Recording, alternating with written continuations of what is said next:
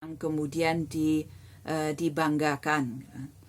Nah, di situ selalu ada risiko terjadi marginalisasi terhadap minoritas dalam negara itu sendiri.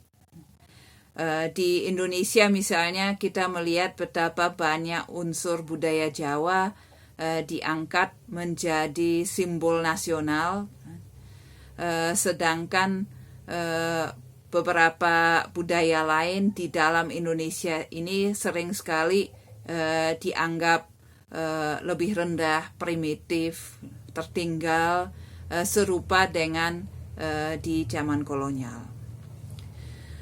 Lalu poin keempat dan terakhir, nativisme ini sering membawa persoalan gender. Jadi sering sekali nativisme ini justru menghadirkan ketidakadilan gender dalam budaya yang dibangun secara hibrid dan dirayakan sebagai sesuatu yang asli ini.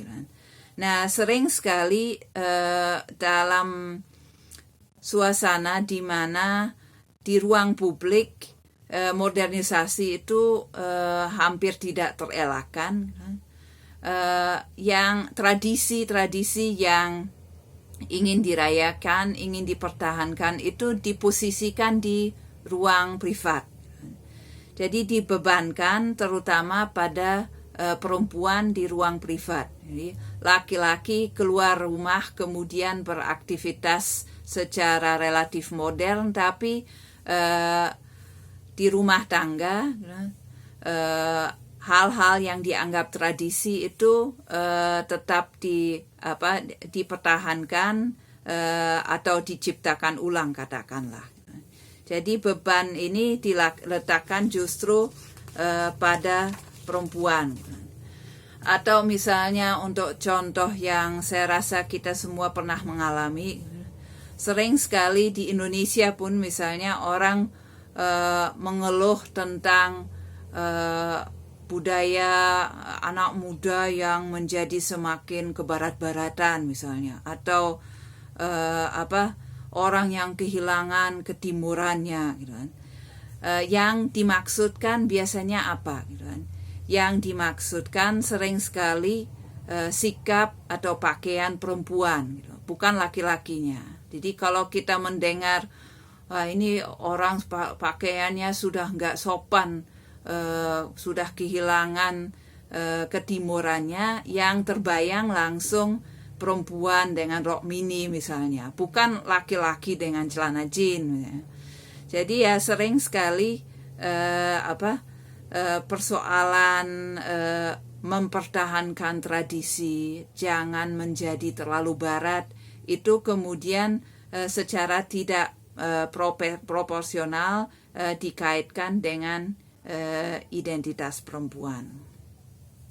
Nah, itu di situ kita melihat betapa dalam poin-poin tadi yang tentu hanya merupakan beberapa poin saja supaya video ini tidak terlalu panjang, kita melihat betapa nativisme memang memiliki banyak risiko dan sering sekali menimbulkan masalah. Nah, maka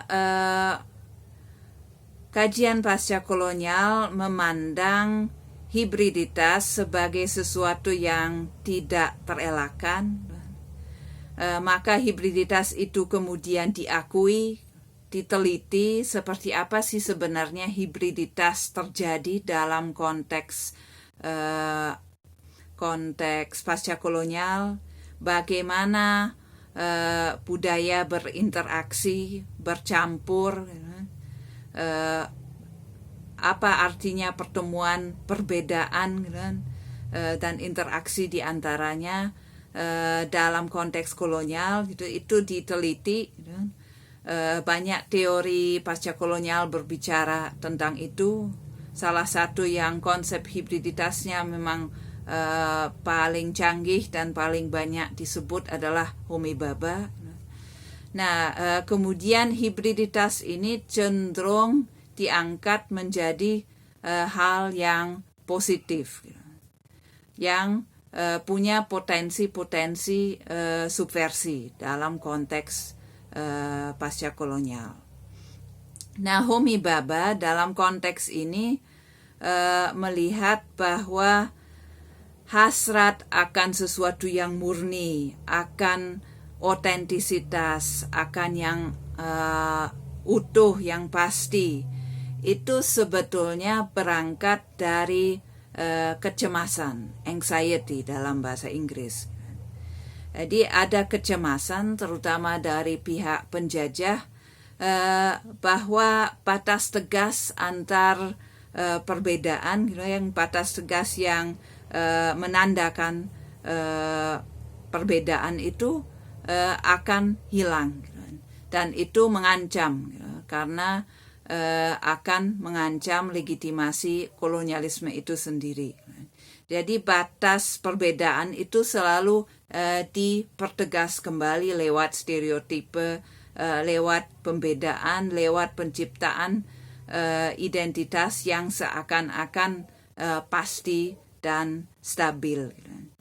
Nah, di situ hibriditas justru menjadi sesuatu yang dianggap sebagai mengancam. Nah, respon yang tepat terhadap kecemasan itu adalah, kalau menurut para pemikir pasca kolonial, terutama Bhabha, itu bukan dengan cara ikut mempertegas perbedaan, tapi justru dengan mencari potensi baru dalam hibriditas itu.